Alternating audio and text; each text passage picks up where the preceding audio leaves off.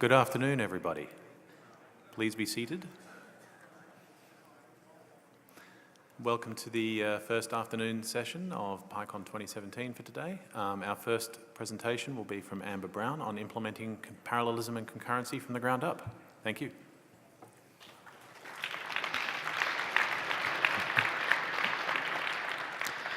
Hello, everyone. Having a good day? Having a good PyCon? OK, so today I am here to talk about implementing concurrency and parallelism from the ground up. Now, this is less about what Python module you'll want to import or how you use it, and it's more about how it all actually works underneath, from the level of the CPU and the operating system up to Python. So how the choices they've made to run code concurrently or in parallel in your computer, how that affects you as a developer. The techniques to run software concurrently and in parallel have been around since the 60s on computers as old as the PDP-1.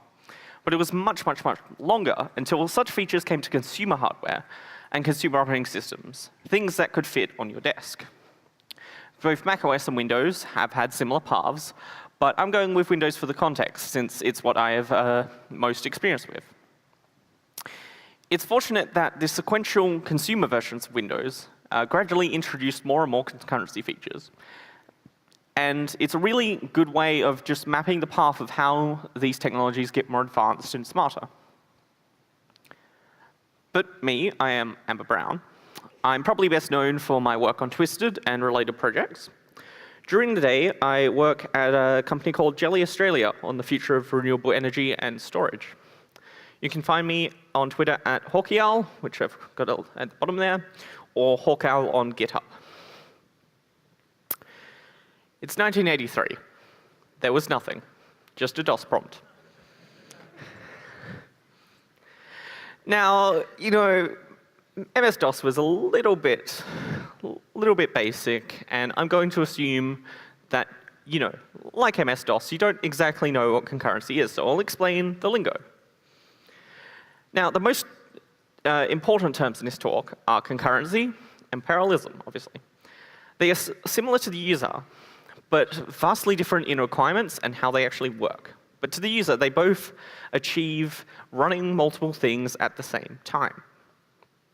Now, concurrency is where multiple tasks run interleaved, each task running for a small enough time that all tasks have some work done on some level of a human timescale. You never actually run two things at the same time, because that's impossible when you've only got one processor. But it's a good enough illusion. Parallelism is where two tasks actually run, or two or more, run actually at the same time. So this is like when you've got multiple CPUs, you can actually run two things at the same temporal time. But let's look at how programs at the base level run to understand why running them concurrently can possibly be hard.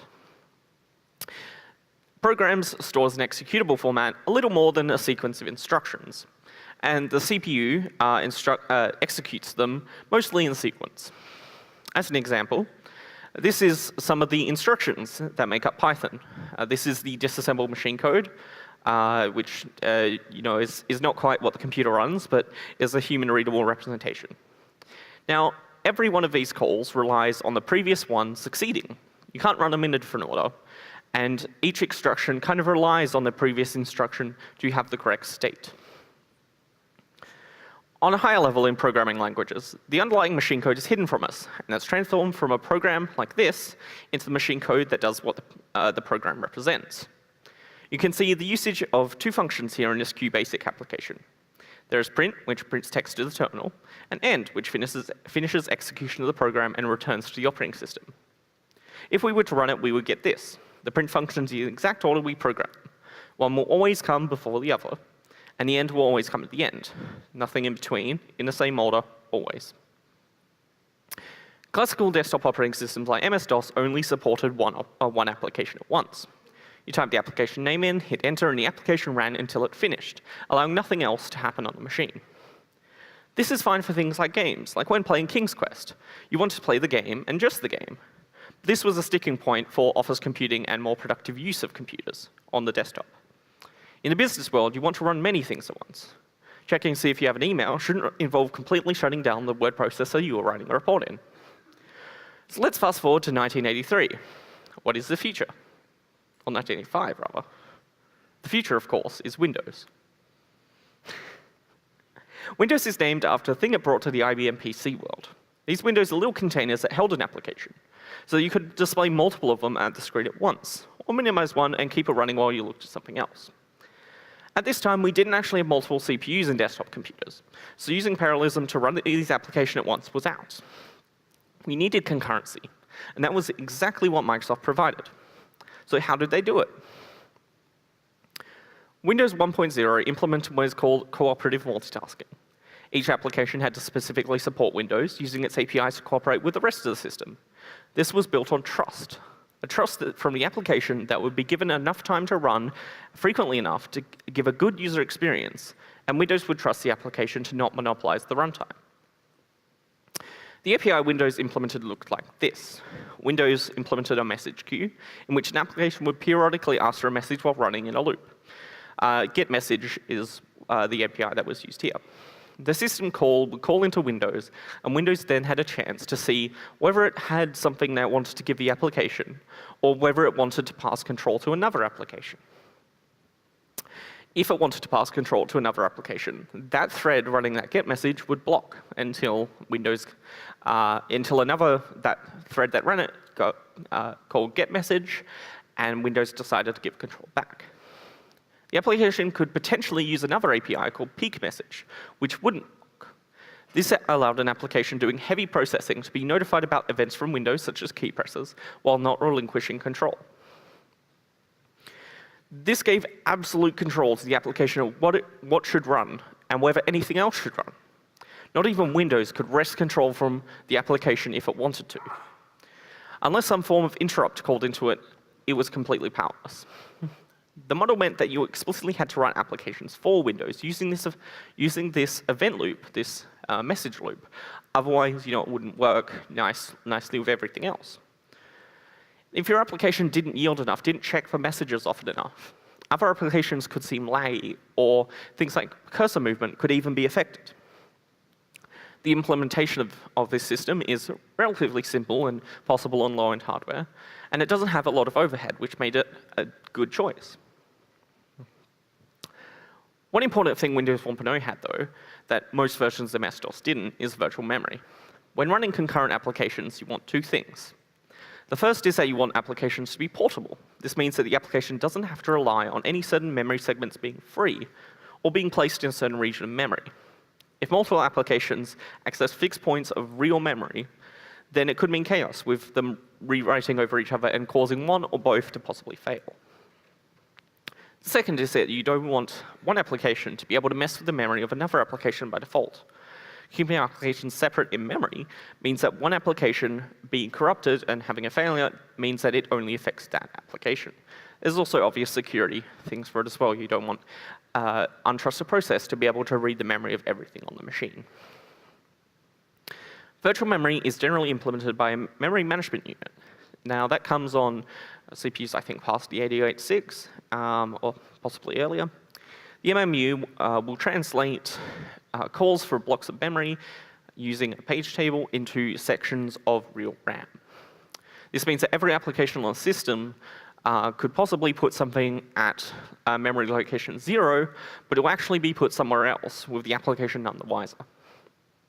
This is also useful for older applications that may expect to control all the memory. Virtual memory is invisible to the application, so it doubles as a compatibility shim. So we have multiple applications now. And with virtual memory, they're mostly none the wiser about each other. But the software has to behave and give up control, and, generally act nice. And as we know, software does no such thing. So say it's 1994. What's the future? Windows 95. It's my favorite operating system, because of this. It's 1994. That was pretty cool. Anyway, Windows 95's advertising focused on two things. The first was multitasking, the other was the internet. The internet didn't really do much for Microsoft because it caused problems for about 15 years. But the multitasking was all right. Windows 95 implements preemptive multitasking. This is where the operating system takes control from the application, preempting it, rather than the application giving control back to the operating system, like in Windows 1.0. The operating system gains back control through use of interrupts from a real-time clock. Interrupts are a CPU feature that allow a code routine to be ran according to some trigger, and modern CPUs ship with a real-time clock that can provide that trigger after a certain amount of time. When we schedule the runtime of different threads in the operating system needs to decide how long to let it run before switching control to another. This amount of time, from start to end, is called a time slice, or a quantum in Windows.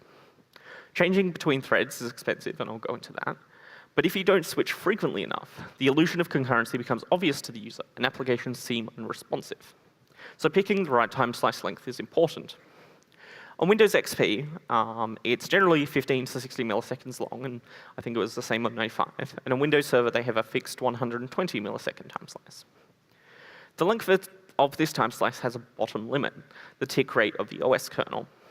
This tick is set in the real-time clock, and hands control back to the operating system every so often to update things like the system clock, process internal events, and reduce the running thread's time slice. Operating systems of 95 up until about 2007 would have a server and a desktop kernel with different tick sizes for each. Every tick, which is about 15.5 milliseconds on Windows, 4 milliseconds on desktop versions of Linux, and 10 milliseconds on server versions of Linux, would be when it does this processing. Since Windows tick is 15.6 milliseconds, that determines the minimum time slice it can allocate to 15.6 milliseconds. Linux has configurable tick, and therefore configurable minimum time slices, but the 4 and 10 milliseconds is what came on the Ubuntu kernel before, like 12.04.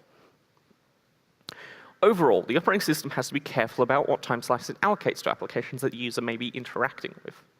Windows will give the active Windows whole process a higher priority, and therefore larger time slices more often to keep things responsive to the user. But giving a too short time slice to the only thread that needs to do a lot of work, and then causing excessive switching to threads that otherwise don't have to do anything, means that time is wasted and overall throughput goes down, which is bad for servers. So when a thread is either preempted or cooperatively gives up control, what needs to be altered? Software is generally written as if it was the only thing on the machine and it will run forever. To maintain this lie, the operating system has to save a state of the thread before it preempts it and restore it when it runs again. Ideally, a thread will never know whether it has been preempted and it will still run correctly. To do this, the operating system must save the current workings of the thread to memory. The registers, which can be thought of as high-performance memory direct on the CPU, represent the current CPU level state. The virtual memory table representing the rest of the state in RAM, where it is, and the program counter representing what instruction inside the binary you're running it was up to. Now, many of you know about multi-threading. It's when in the same process you create a new thread to do some task without stopping the current thread. Every process, which corresponds to an instance of a run binary, has one or more threads. Each thread is a chain of instructions with its own stack, its own CPU registers, sort of, and the like, but shares its virtual memory pool with the other threads in the process. The process, meanwhile, contains the state about what user is running it, what binary it is running, and the memory it holds as whole. So that's generally the operating system level metadata. Preemptive concurrency creates new problems. Each thread may be preempted at any time, but the thread doesn't know that. What problems can this cause? The largest is race conditions in multi-threaded code. Let us imagine this code being run in a thread. It reads a boolean from memory, then flips it, saves it back, and reads it again. If it is the only thing running with no preemption, we can expect this output. It'll read a false, and it'll write a true. And when it reads it back again, it gets a true. But what if in the same process, we have two instances of this code in two different threads? Thread 1 might get up to the comment, having read a false and written a true, and then be suspended. Thread 2 may then start, read the true, write a false, and run to completion before the first thread gets control. What if thread 1 then resumes? What does it get before exiting? It gets two falses. So it's a relatively simple example of a race condition.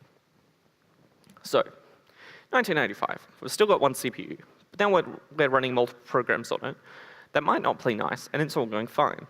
Virtual memory and preemptive multitasking means that everything kind of just works together, unless someone writes buggy multi-threaded code, but that doesn't affect anything but just that process.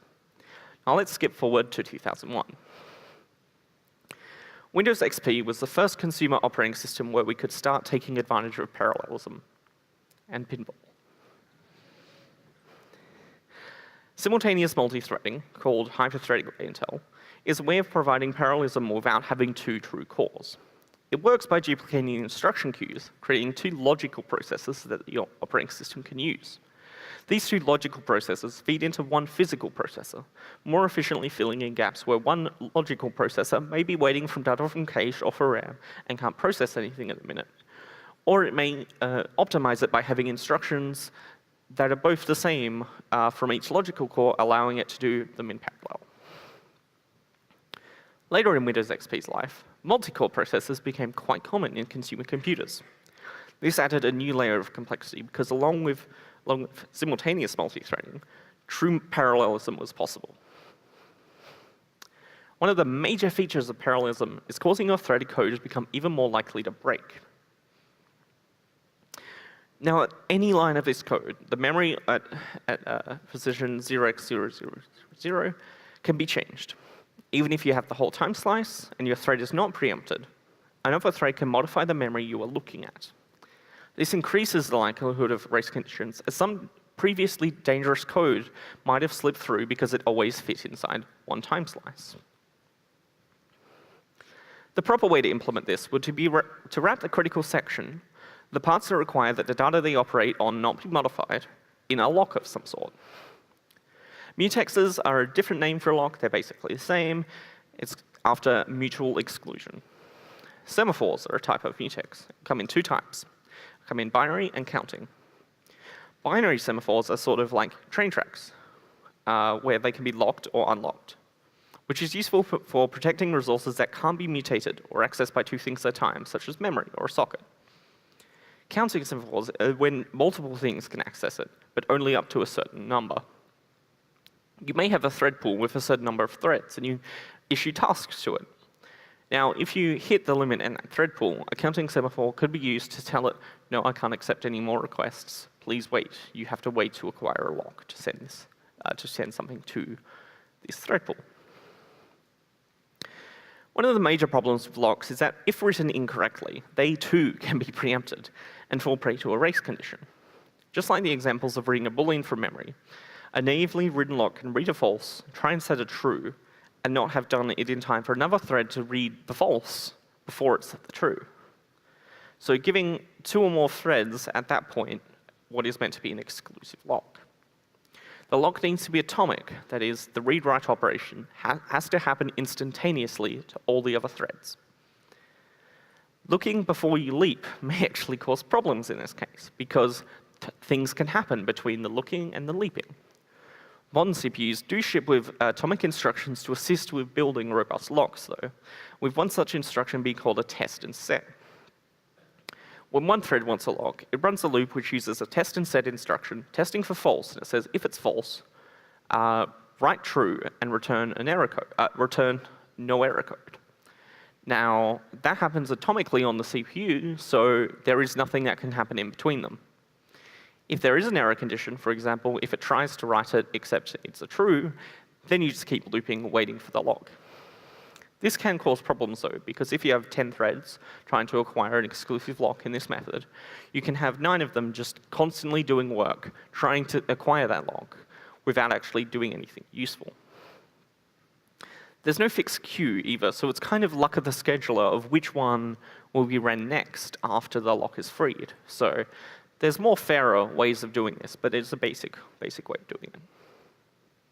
Code that properly uses locks, doesn't share global state, or otherwise doesn't fall prey to multi-threading issues is called thread safe. Code isn't thread safe by default, so it's important to verify that before it's being used in a concurrent environment. Due to the advent of symmetric multiprocessing on consumer hardware, applications are getting more and more thread safe and are being written to take advantage of the extra cores we have at our disposal.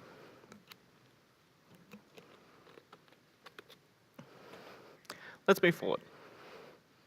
It's the year 2007, the future.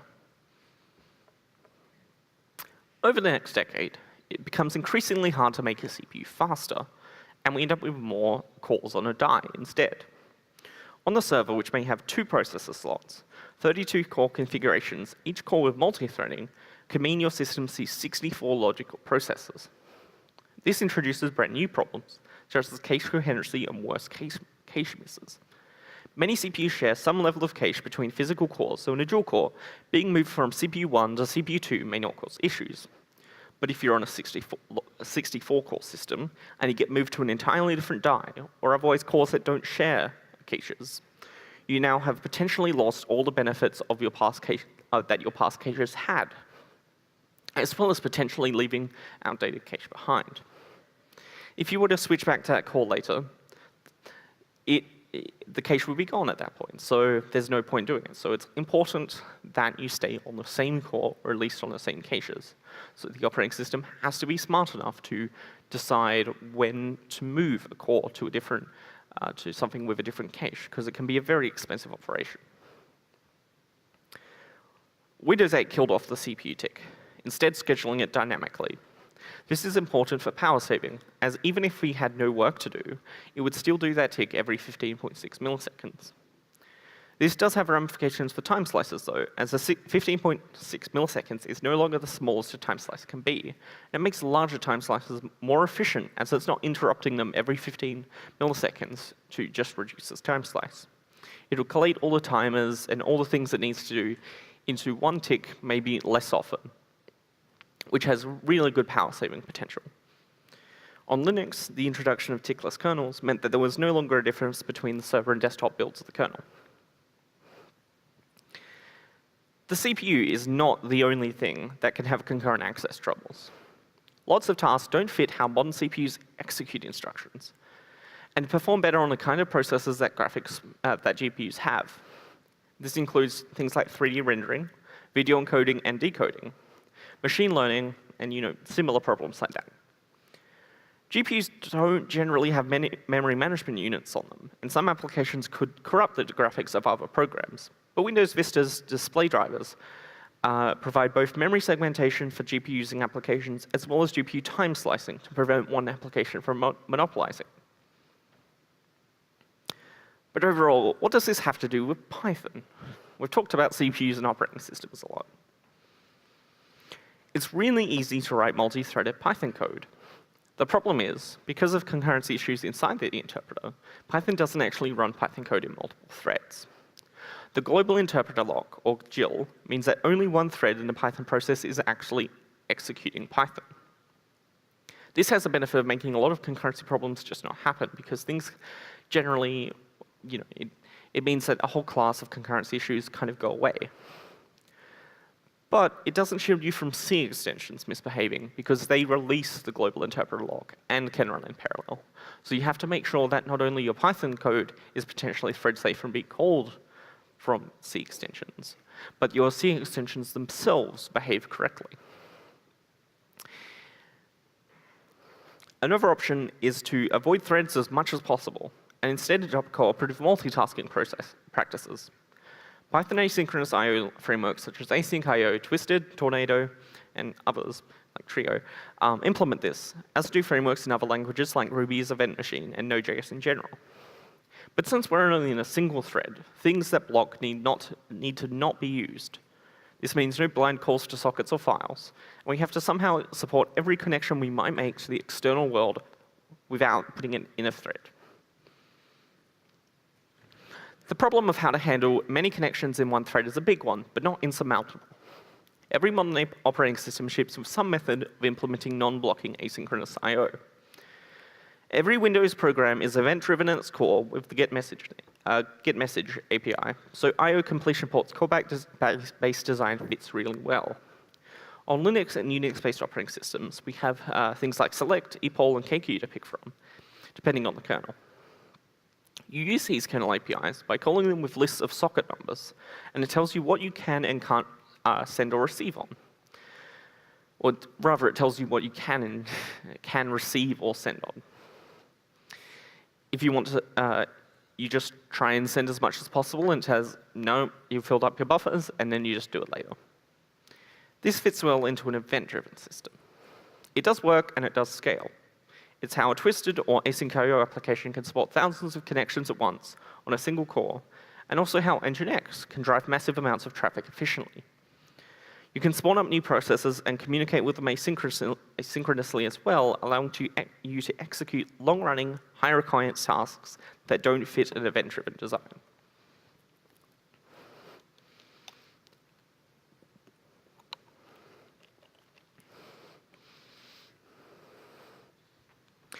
Of course, we are still at the mercy of the operating system thread scheduler. Even if we're not paying the cost of thread switching in our application ourselves by using cooperative multitasking, we still have to play nice with everyone else. Reducing thread contention is important, as if there's less threads competing for runtime, your time slice can be bigger. Also, you'll get runtime more often. If you still do have a lot of threads, but multiple cores, you can use an operating system feature that's generally called affinity, or similar sorts of words. I'm not sure what it's called on Linux, probably affinity as well, to force a process to stay on a particular core. If you can keep your important worker thread on its own CPU core and set its priority high enough, it is sure to get long, uninterrupted time slices and will meaningfully increase the performance of your single-threaded, event-driven application. If you do need threads, and let's face it, some particular APIs need it, you can reduce the memory overhead by altering the stack size. Every thread needs its own working stack, and sometimes that can be set far too high. If you had 100 threads on your system, and each had a megabyte of stack, which I think is one of Python's defaults depending on operating system, that's 100 megabytes of overhead right there. You can configure how big the stack size is for your particular application and tune it to reduce the memory overheads. One other thing to do is avoiding the thundering herd. Now, the thundering herd is what happens when you have multiple threads on a machine wanting one resource. And then they're all trying to acquire it, and then it'll cause a lot of CPU usage. This comes up when you are sharing a port between different threads. So say you have a socket, and you have 6 different threads wanting to accept a connection on that socket. Then what happens is, if you have those 6 threads and a connection comes in, all of them will be waking up and try and access that socket, even though only one will end up getting it. This is called the thundering herd, where one small action will cause a massive amount of usage. Usually, if you start a thread to do some processing, you'll want to get some data back. But communication between threads can be difficult if you don't have something like the GIL to protect you, as you have to manage your own synchronization. You have to make your own logs. If you put this task in another process and communicate over some bidirectional bus, such as a Unix socket, pipes, or TCP, then there's no directly shared state involved. This does now effectively make your application a distributed system, with all the problems that has, but task managers and stuff exist to ease the pain. Additionally, if you communicate over some pipe with different portions of your application speaking over it, it's easy to put that into TCP and then move it off the machine if it gets too big. And we all know where that leads. Microservices. Questions? I think I blazed through that.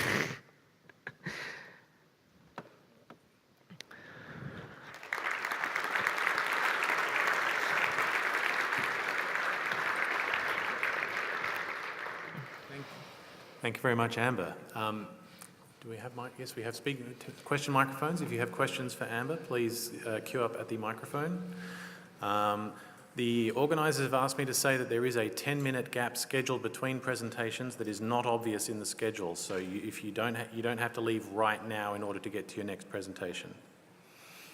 Are there any questions? I have a question. Sure.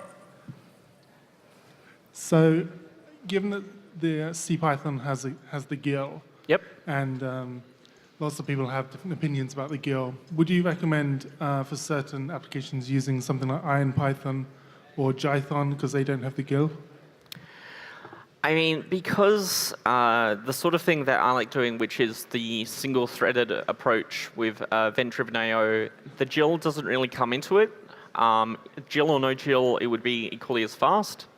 So if you're using something like PyPy, which is a just-in-time compiler, that'll improve the performance of your single thread without, while still having a GIL. So if you do have something where you want a lot of Python, IronPython that can be an option, but there's definitely library incompatibilities. And usually spinning up maybe an instance of Python and talking over TCP might be a better option if you have really long time stuff.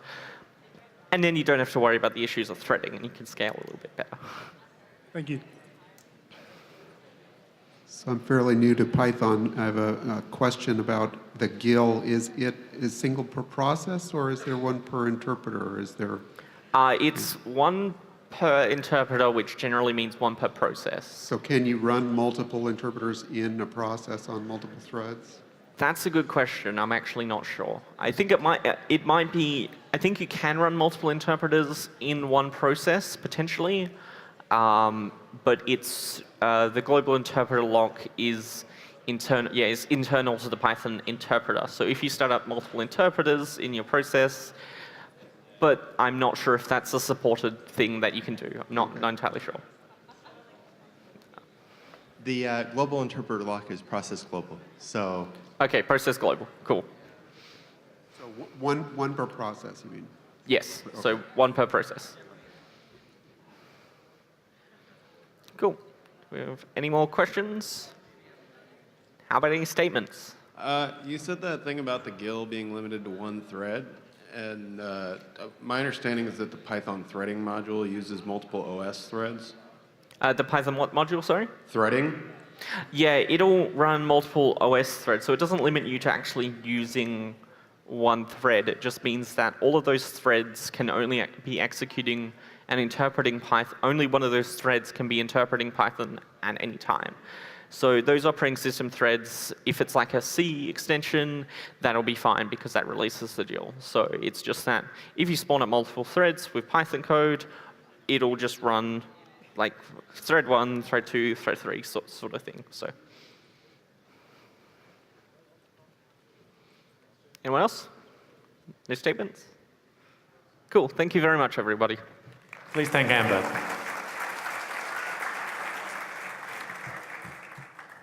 Thank you. Cool. I think I went through that pretty quickly.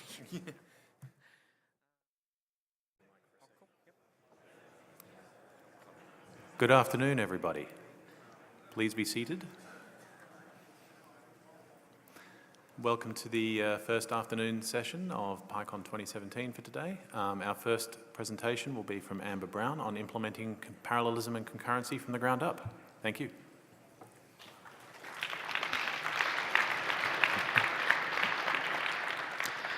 Hello, everyone.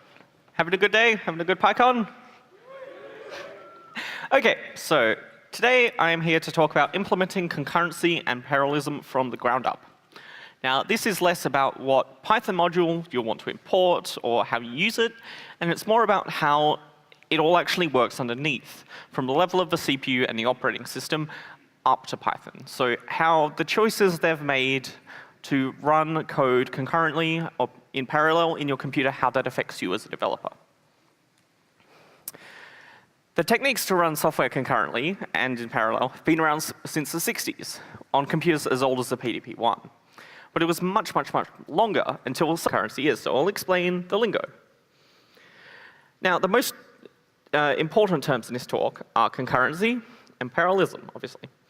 They are similar to the user, but vastly different in requirements and how they actually work. But to the user, they both achieve running multiple things at the same time. Now, concurrency is where multiple tasks run interleaved, each task running for a small enough time that all tasks have some work done on some level of a human timescale.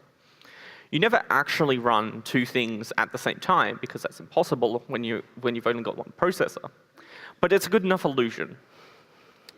Parallelism is where two tasks actually run, or two or more, run actually at the same time. So this is like when you've got multiple CPUs, you can actually run two things at the same temporal time. But let's look at how programs at the base level run to understand why running them concurrently can possibly be hard. Programs stores an executable format a little more than a sequence of instructions. and the CPU executes them mostly in sequence. As an example, this is some of the instructions that make up Python. This is the disassembled machine code, which is not quite what the computer runs, but is a human-readable representation. Now, every one of these calls relies on the previous one succeeding. You can't run them in a different order. And each instruction kind of relies on the previous instruction to have the correct state. On a higher level in programming languages, the underlying machine code is hidden from us, and that's transformed from a program like this into the machine code that does what the program represents. You can see the usage of two functions here in this QBasic application. There's print, which prints text to the terminal, and end, which finishes execution of the program and returns to the operating system. If we were to run it, we would get this. The print functions in the exact order we program. One will always come before the other, and the end will always come at the end. Nothing in between, in the same order, always. Classical desktop operating systems like MS-DOS only supported one application at once. You type the application name in, hit enter, and the application ran until it finished, allowing nothing else to happen on the machine. This is fine for things like games, like when playing King's Quest. You want to play the game and just the game. This was a sticking point for office computing and more productive use of computers on the desktop. In the business world, you want to run many things at once. Checking to see if you have an email shouldn't involve completely shutting down the word processor you are writing a report in. So let's fast forward to 1983. What is the future? Or 1985, rather. The future, of course, is Windows. Windows is named after a thing it brought to the IBM PC world. These windows are little containers that held an application, so you could display multiple of them at the screen at once, or minimize one and keep it running while you looked at something else. At this time, we didn't actually have multiple CPUs in desktop computers, so using Parallelism to run these applications at once was out. We needed concurrency, and that was exactly what Microsoft provided. So how did they do it? Windows 1.0 implemented what is called cooperative multitasking. Each application had to specifically support Windows, using its APIs to cooperate with the rest of the system. This was built on trust, a trust from the application that would be given enough time. Such features came to consumer hardware and consumer operating systems, things that could fit on your desk. Both macOS and Windows have had similar paths, but I'm going with Windows for the context, since it's what I have most experience with. It's fortunate that the sequential consumer versions of Windows gradually introduced more and more concurrency features. And it's a really good way of just mapping the path of how these technologies get more advanced and smarter. But me, I am Amber Brown. I'm probably best known for my work on Twisted and related projects. During the day, I work at a company called Jelly Australia on the future of renewable energy and storage. You can find me on Twitter at HawkeyOwl, which I've got at the bottom there, or HawkOwl on GitHub. It's 1983. There was nothing, just a DOS prompt. Now, MS-DOS was a little bit basic, and I'm going to assume that, like MS-DOS, you don't exactly know what